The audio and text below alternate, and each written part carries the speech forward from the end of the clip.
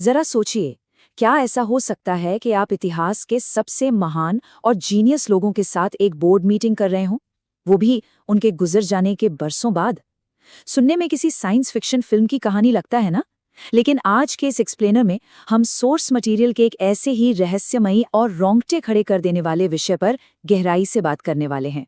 तो चलिए, बिना किसी देरी के सीधे इसमें गोता लगाते हैं और अवचेतन मन यानी हमारे सबकॉन्शियस माइंड की उन असीमित शक्तियों को समझते हैं जिन पर यकीन करना शुरुआत में थोड़ा मुश्किल लग सकता है।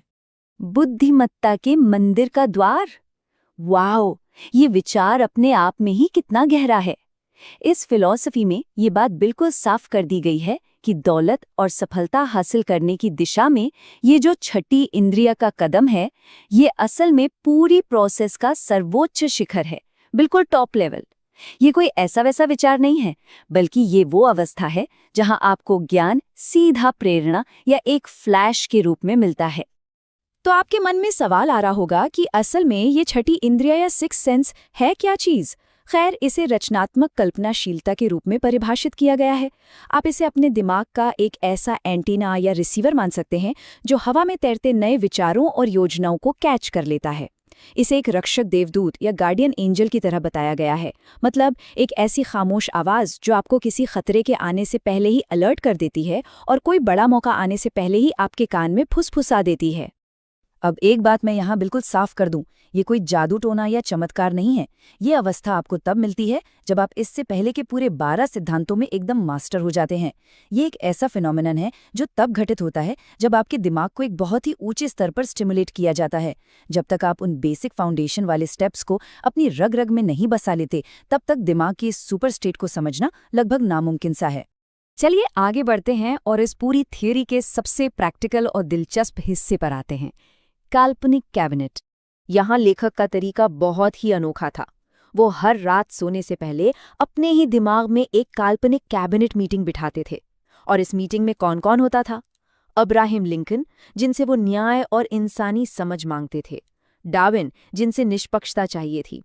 नेपोलियन से लोगों को इंस्पायर करने की ताकत। एडिसन से कुदरत के रहस्यों पर अटूट विश्वास। और हेनरी फोर्ड से कभी हार न मानने वाली लगन। ये सिर्फ ख्याली पुलाव नहीं था, बल्कि अपनी खुद के चरित्र को एक नए सांचे में ढालने का एक बेहद पावरफुल और प्लान्ड तरीका था। और ये पूरी प्रैक्टिस इतनी अनुशासित थी कि आप हैरान रह जाएंगे।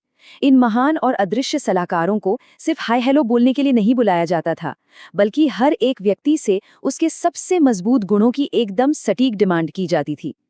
आप इसे ऐसे समझ सकते हैं कि सोने से ठीक पहले लेखक अपने ही दिमाग के एक बड़े से बोर्डरूम के चेयरमैन बन जाते थे और बहुत ही कॉन्फिडेंस के साथ उस पूरी मीटिंग को लीड करते थे। अब हम बात करेंगे उस फेज की जहां कल्पना सच में हकीकत की तरह महसूस होने लगती है। यहां से चीजें सच में थोड़ी क्रेजी होने लगती हैं। देखिए, शुरुआत तो बहुत ही सोच समझकर सिर्फ अपने कैरेक्टर को बिल्ड करने के इरादे से की गई थी।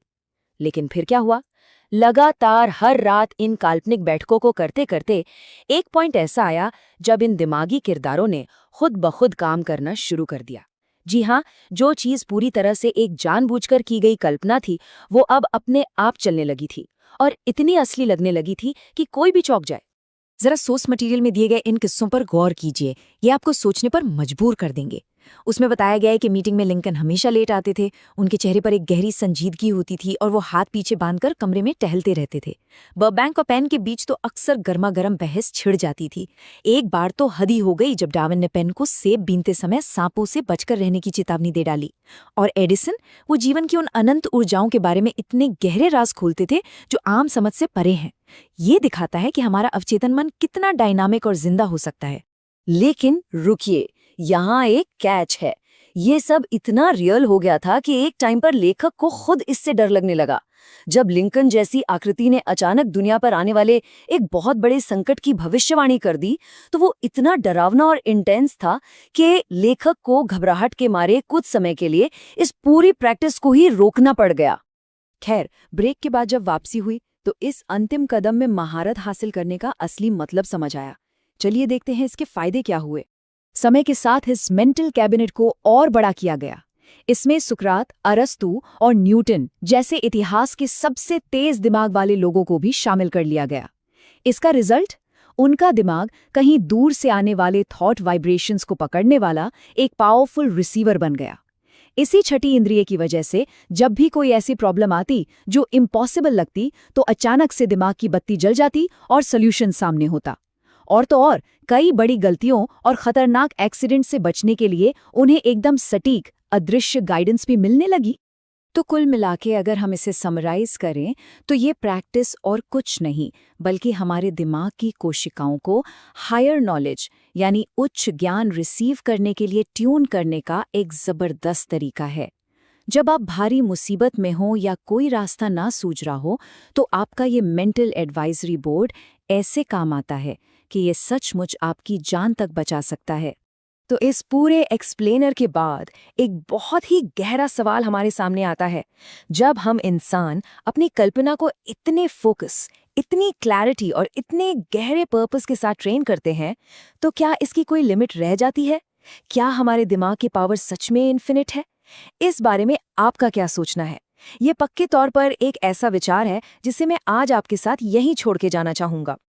और इसी के साथ हम सोर्स मटेरियल के इस माइंड ब्लोइंग एक्सप्लेनर के अंत में आते हैं। अगर आपको आज के इस सेशन से कुछ भी नया या एक्साइटिंग सीखने को मिला है, तो अभी वो लाइक बटन दबाएं। मुझे कमेंट्स में ज़रूर बताइए कि आप इस सिक्स सेंस के बारे में क्या सोचते हैं। इस वीडियो को अपने दोस्तों के साथ शेयर करें ताकि वो भी इस पावरफुल नॉलेज का फ़ायदा उठा सकें। और हाँ, ऐसे ही और भी शानदार एक्सप्लेनर देखने के लिए चैनल को सब्सक्राइब करना बिल्कुल मत भूलिएगा। मिलते हैं अगली बार।